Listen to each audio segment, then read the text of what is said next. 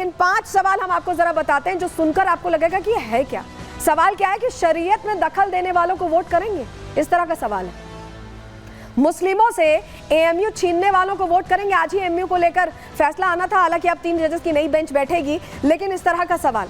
UCC थोपने वालों को वोट करेंगे, मदरसों को खत्म करने का इरादा रखने वालों को वोट करेंगे, वक्फ का विरोध करने वालों को वोट करेंगे। ये सवाल देखिए, सवाल से ही ऐसा लग रहा है कि भड़काने की कोशिश हो रही है, क्योंकि ऐसा तो कुछ अभी होता दिखाई नहीं दे रहा है। सीए और एनआरसी थोपने वालों को वोट करेंगे।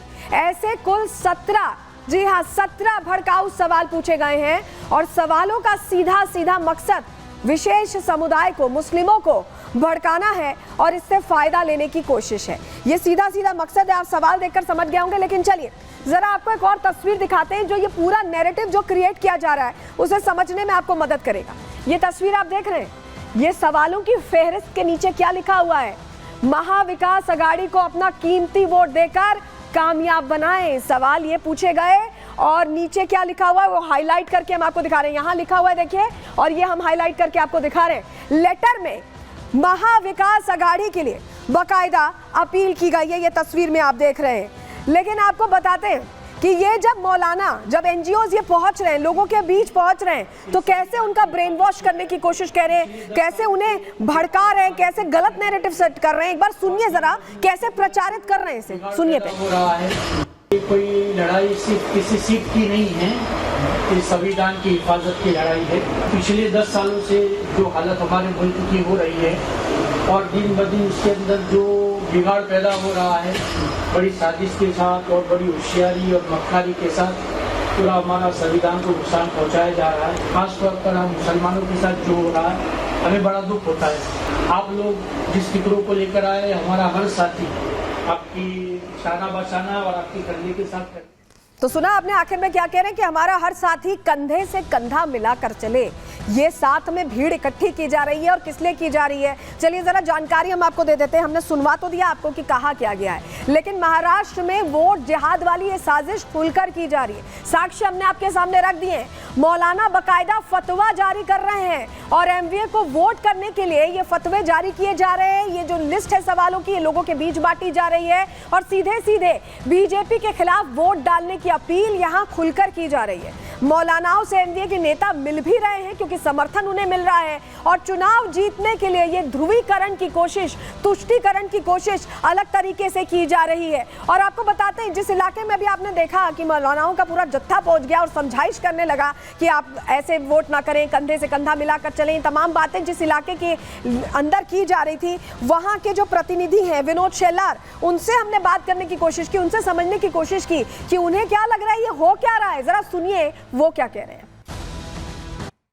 हम तो पॉलिटिक्स ऑफ डायरेक्ट बेनिफिट कर रहे हैं, तो मौलाना अपनी जगह पे वो करते रहते होंगे, लेकिन लोगों के जीवन में डायरेक्ट बदल लाने का काम हमने किया है, वो लोगों को भा रहा है और इसीलिए कुछ मौलाना भी हमको सपोर्ट कर रहे हैं, हमको मिल रहे हैं। मेरे कितने कैंपेन में बुर्का डाल के मुस्लिम बहना आती है, मैं घर घर प्रचार कर रहा हूँ तो मुस्लिम भाई भी आते हैं। तो ये कुछ एरियाज में होता होगा, लेकिन मुझे नहीं लगता मालवनी में होगा।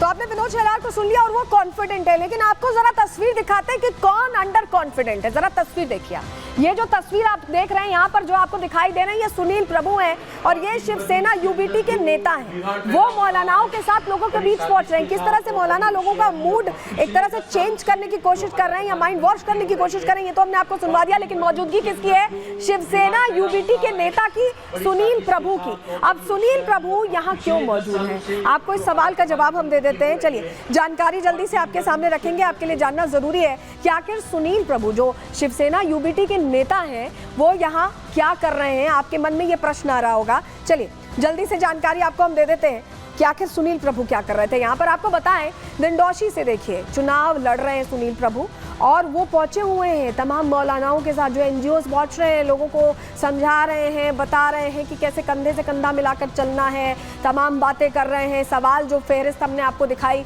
कि जहां पूछा जा रहा है कि सीए एनआरसी थोपने वालों के साथ रहेंगे क्या, इस तरह के सवाल जहां फहरिस्त जारी की जा रही वहां पर सुनील प्रभु की मौजूदगी उनका अंडर कॉन्फिडेंस तो दिखाती ही है। वहीं टक्कर किससे है डिंडौशी पे, ये भी आप देख लीजिए, संजय निरुपम से। शिवसेना के कदावर नेता हैं, बहुत वोकल हैं और लगातार हिंदुत्व को लेकर बात करते रहते हैं, मुखर होकर बात करते हैं। उनकी छवि से लोग कहीं ना कहीं जुड़ते हैं और यही चिंता सुनील प्रभु या ये कहें कि महाविकास अघाड़ी को इस रास्ते पर जाने को मजबूर कर रही है। इस तरह से वो लोगों के बीच पहुंच रहे हैं, ये हमने आपको बताया।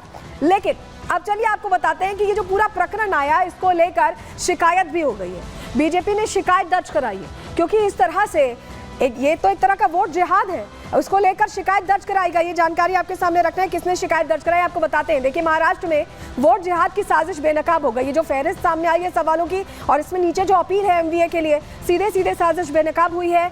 एनजीओ जागरूकता के नाम पर एजेंडा चला रहे हैं। एनजीओ का काम लोगों के लिए सेवा करना, उनकी मदद करना, जागरूकता फैलाना है, लेकिन यहाँ पर काम दूसरा ही चल रहा है। राजनीतिक दल का समर्थन चल रहा है। बीजेपी ने चुनाव आयोग से इसको लेकर शिकायत की, मुंबई कलेक्ट्रेट में भी इसको लेकर शिकायत की गई है और बीजेपी ने धार्मिक उन्माद फैलाने का आरोप लगाया। बीजेपी ने यह आरोप लगाया है कि एनजीओ इस तरह से धार्मिक उन्माद फैला रहा है और एनजीओ के खिलाफ पुलिस में भी शिकायत दर्ज करा दी गई है और ऐसे एनजीओ पर एक्शन की मांग भी रखी गई। और आपको ये भी बताएं कि चुनाव आयोग ने इस मामले में संज्ञान ले लिया है और इसमें कार्रवाई करने की बात भी आ रही है। लेकिन ये जो डर का माहौल है, क्या ये हार का डर है जो महाविकास अघाड़ी को इस तरह का हथकंडा अपनाने पर मजबूर कर रहा है? रिपोर्ट आपको दिखाते हैं।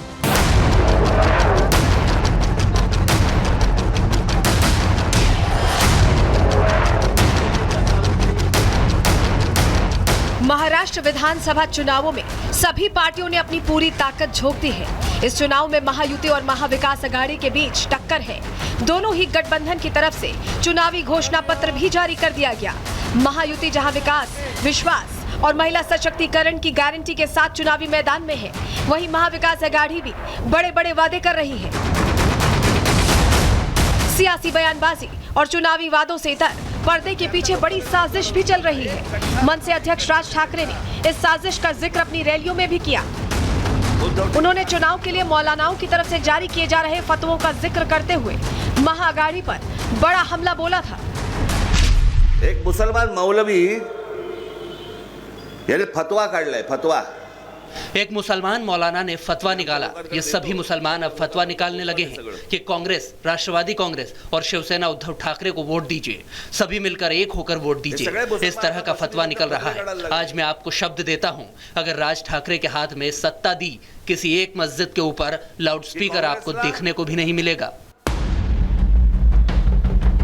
राज ठाकरे ने जिस साजिश का जिक्र किया, वो साजिश अब बेनकाब हो गई है। शिवसेना उद्धव गुट के नेता मौलानाओं की शरण में पहुंच गए हैं। चुनाव में तुष्टीकरण की राजनीति को भड़का दिया गया है। मुस्लिम वोट बैंक को अपनी तरफ करने के लिए वोट जिहाद का सहारा लिया जा रहा है। विशेष समुदाय की ऐसी बैठकों में संविधान का सहारा लेते हुए बीजेपी के खिलाफ न सिर्फ जहर उगला जा रहा है, बल्कि सभी से महाविकास अघाड़ी के पक्ष में वोटिंग की अपील भी की जा रही है। वोट जिहाद के फतवे सिर्फ मौलाना ही नहीं दे रहे हैं, बल्कि एनजीओ की आड़ में कुछ कट्टरपंथी वोटों के ध्रुवीकरण की साजिश को अंजाम दे रहे हैं। इस साजिश को समझने के लिए आपको मराठी मुस्लिम सेवा संघ नाम के एनजीओ का ये क्वेश्चनेयर देखना चाहिए। ये क्वेश्चनेयर खासकर मुस्लिम इलाकों में बांटा जा रहा है। मुस्लिमों को भड़काने के लिए 17 जहरीले सवाल पूछे जा रहे हैं। इस दस्तावेज का मकसद सिर्फ और सिर्फ मुस्लिमों को भड़काना और महाविकास अघाड़ी के पक्ष में वोट करना है। ये इलेक्शन लोकल मुद्दों का इलेक्शन है, कोई इशू पे और भावनिक भावना पे इलेक्शन नहीं लड़ा जाता। महाराष्ट्र के विकास का और समाज के विकास का इलेक्शन है।